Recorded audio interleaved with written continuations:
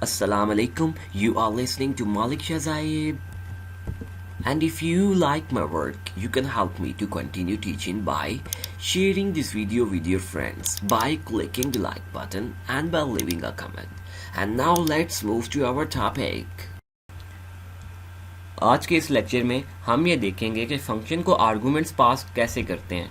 तो फंक्शन को आर्गूमेंट्स पास करने के दो मेथड्स हैं, एक को हम कहते हैं कॉलिंग बाय वैल्यू और एक को हम कहते हैं कॉलिंग बाय रेफरेंस। इससे पहले वाली एक वीडियो में हमने जस्ट कॉल बाय वैल्यू से फंक्शन के अंदर आर्गूमेंट्स पास करके जस्ट बेसिक देखा था कि फंक्शन के अंदर आर्गूमेंट्स कैसे पास करते हैं। तो चलें आज इसको थोड़ा सा और डिटेल में देखते हैं और इन दोनों का डिफरेंस भी देखते हैं। अच्छा, यहाँ पे हम कोड में आते हैं तो ये आप देख सकते हैं मेन है, इसके अंदर हम डिस्प्ले का जो सा है ना फंक्शन कॉल कर रहे हैं, यहाँ से यहाँ पर आ जाएगा, ठीक है। और इसके अंदर हम वेलकम डिस्प्ले करा रहे हैं। अभी तक जितने भी हमने फंक्शंस लिखे थे उनको हमने मेन से ऊपर लिखा था, तो जो सा है ना हम फंक्शन को मेन के नीचे भी लिख सकते हैं। देखें फंक्शन को मेन के नीचे रख के कंपाइल करता और ये एरर आ गया है। तो अगर आपने फंक्शन को मेन के नीचे लिखना है तो उसके लिए आपको फंक्शन का जो नाम है या फंक्शन की जो बॉडी है उसको मेन से ऊपर डिक्लेयर करना पड़ेगा। तो ये फंक्शन की बॉडी थी ना, इसको मैंने कॉपी करके यहाँ पे लिखा और लास्ट में आपने इसको सेमी कॉलन डाल देना है। तो ये देखिए आप एग्जीक्यूट करके देखते हैं इसको, तो ये आप देख सकते हैं स्क्रीन पर वेलकम आ गया। तो इस मेथड से इस तरह ऊपर सेमी कॉलन लगा के हम फंक्शन को मेन के नीचे भी लिख सकते हैं। क्लियर? अच्छा जी, सबसे पहले जो सा है हम कॉल बाय वैल्यू को देखते हैं कि इससे आर्गूमेंट को कैसे पास करते हैं। ओके, स्टार्ट हम मेन से करते हैं। सबसे पहले एक वेरिएबल डिक्लेयर किया n, उसको इनिशियलाइज किया 10 से। चेंज मैंने एक मेथड बनाया है, ठीक है, और उसके अंदर n वेरिएबल को पास कर रहा हूँ, ठीक है।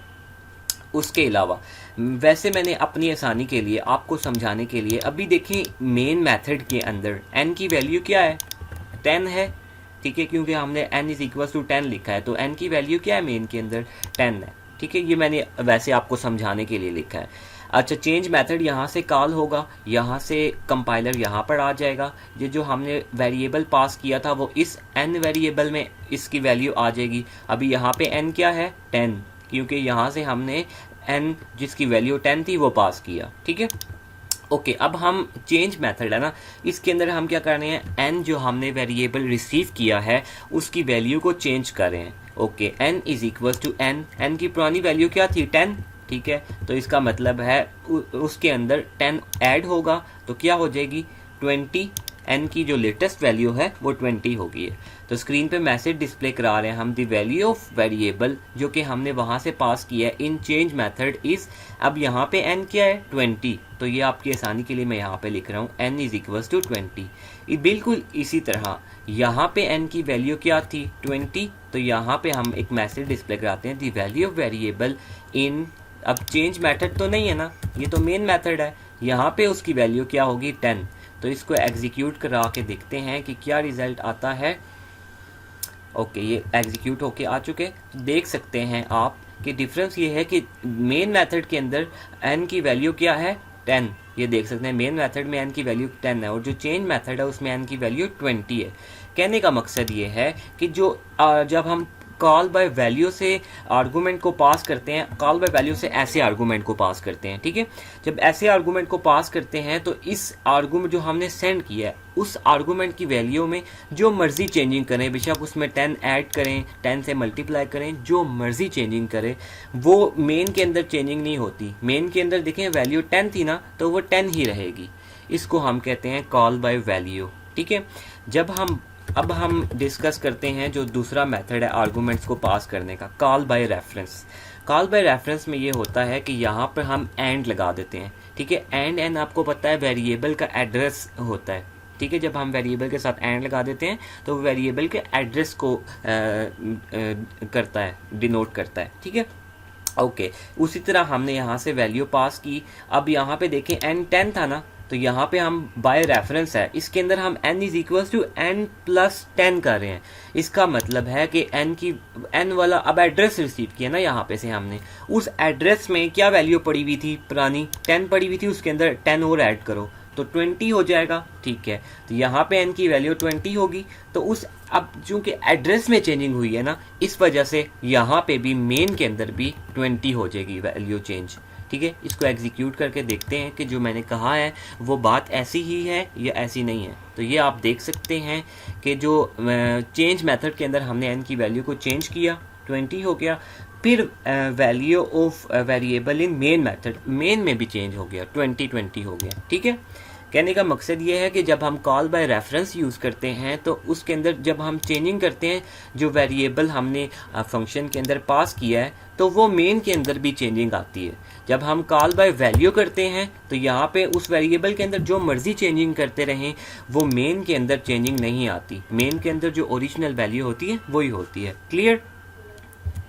अच्छा, कॉल बाय रेफरेंस को हम एक और तरीके से भी कर सकते हैं। ये वाला आपको तरीका बताया कि यहाँ पे आप एंड लगा दें तो ये आप कॉल बाय रेफरेंस है, ठीक है।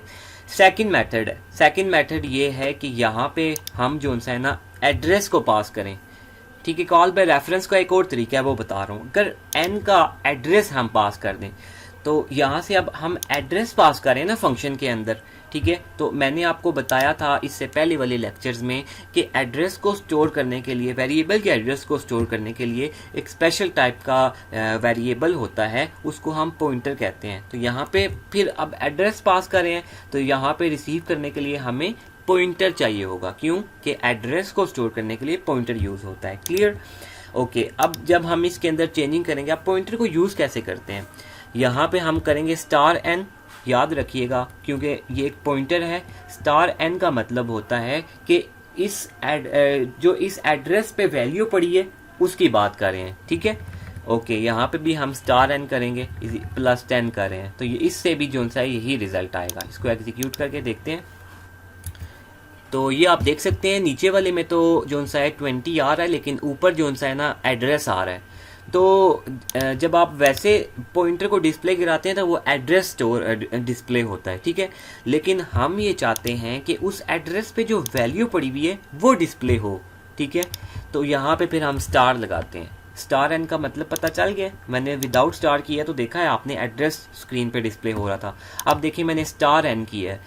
*n को जब डिस्प्ले करते हैं तो उस एड्रेस पे जो वैल्यू पड़ी है वो जो सा डिस्प्ले होती है। क्लियर? अब चलते हैं आपकी असाइनमेंट की तरफ। आपकी असाइनमेंट का क्वेश्चन नंबर 1 ये है, ये कुछ कोड आपके सामने लिखा हुआ है। आपने ये करना है कि इसको रजिस्टर पे या कॉपी पे लिखें और उसके बाद इस कोड की आउटपुट फाइंड करें कॉपी के ऊपर, ठीक है। एक एक लाइन को एग्जीक्यूट करने के बाद कि इसकी आउटपुट क्या आती है। याद रखना कि किसी भी प्रोग्राम की जब हमें आउटपुट फाइंड करनी होती है या किसी प्रोग्राम को एग्जीक्यूट करना होता है खुद से, तो हम हमेशा मेन से स्टार्ट करते हैं, ठीक है। मेन से इस तरह वेरिएबल डिक्लेयर हुआ, इनिशियलाइज हो गया और फिर ये वैल्यू हमने पास की, इस तरह करके फिर जो भी इसकी आउटपुट आती है वो आपने कॉपी पे लिखनी है। कॉपी पे आउटपुट लिखने के बाद अगर आपने चेक करना है कि ये सही किया है मैंने या गलत किया है, तो आप उसको कंपाइलर पे या तो फिर IDE पे लिखें, उसको फिर एग्जीक्यूट करके कंपाइल करके देखें कि वो जो आउटपुट आती है कंप्यूटर की और आपने जो प्रोग्राम लिखा है वो सेम है। अगर तो वो सेम है तो वेरी गुड, आपके कॉन्सेप्ट्स क्लियर हो गए हैं। लेकिन अगर सेम नहीं है तो कहीं ना कहीं पे कोई ना कोई प्रॉब्लम है। आपको अपने कॉन्सेप्ट्स क्लियर करने के लिए उस प्रॉब्लम को, उस कन्फ्यूजन को ठीक करना पड़ेगा, ठीक है। सेकंड जो आपका प्रोग्राम है वो ये है कि यहाँ पर अगर हम एंड लगा दें तो इससे क्या होगा, इससे इसकी आउटपुट क्या आएगी। उसी तरह रजिस्टर पर लिखना है आपने और फिर इस आउटपुट निकालनी है और फिर कंपाइलर पे चेक करना है कि सही आई है या गलत। क्लियर? उसके बाद जो आपका थर्ड प्रोग्राम है वो ये है कि यहाँ पे अगर हम एंड पास करें, यहाँ से हम स्टार ले लें, ठीक है, और यहाँ पे भी हम स्टार लगा दें, इसके साथ भी स्टार लगा दें और यहाँ पे इसको कुछ भी ना, इसको ऐसे ही रहने दें। इसको एग्जीक्यूट करें तो इससे क्या होता है, ठीक है। इसकी जगह देखना कोई एड्रेस आएगा, वो देखना है आपने एड्रेस क्यों आया है, ठीक है। और जो फोर्थ क्वेश्चन है वो आपका ये है कि इसकी जगह आपने यहाँ पे स्टार लगा लेना है, तो इससे देखना है कि इसकी आउटपुट क्या आती है, ठीक है। तो ये थे आपके क्वेश्चंस। आई होप सो आपको समझ में आई होगी। लेकिन अगर फिर भी किसी किस्म की कोई भी क्यूरी, कोई क्वेश्चन कुछ पूछना हो, आप पूछ सकते हैं कमेंट में, मुझे फेसबुक पे मैसेज करके। सो फिर मिलेंगे नेक्स्ट वीडियो में, कुछ नया सीखेंगे। तब तक के लिए अपना ख्याल रखिएगा। अल्लाह हाफिज़।